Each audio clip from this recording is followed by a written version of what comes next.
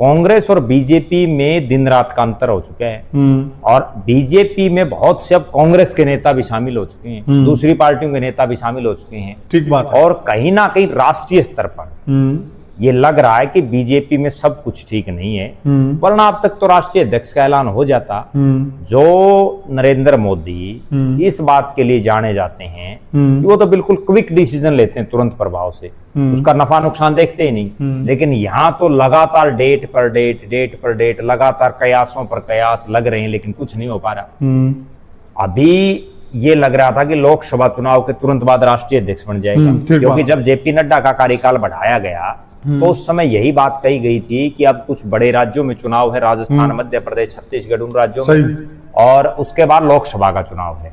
लोकसभा के तुरंत बाद जो हम राष्ट्रीय अध्यक्ष बदल देंगे।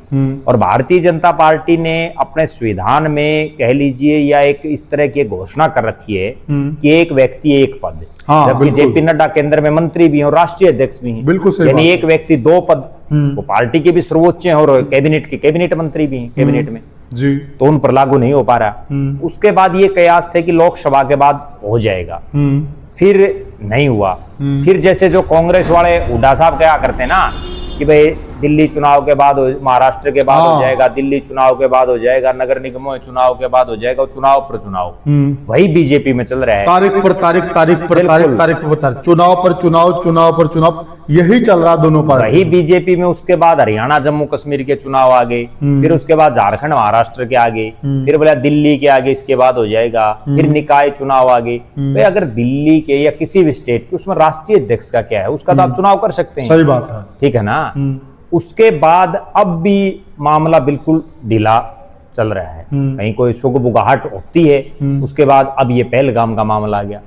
ठीक है, अब फिर एक बहाना मिल जाएगा, भाई हम तो जो है अभी राष्ट्रीय सुरक्षा में बिजी है सारा सिस्टम। ठीक बात है। उसके बाद आगे बिहार चुनाव आ जाएगा, तो ये चलता ही रहेगा सिस्टम।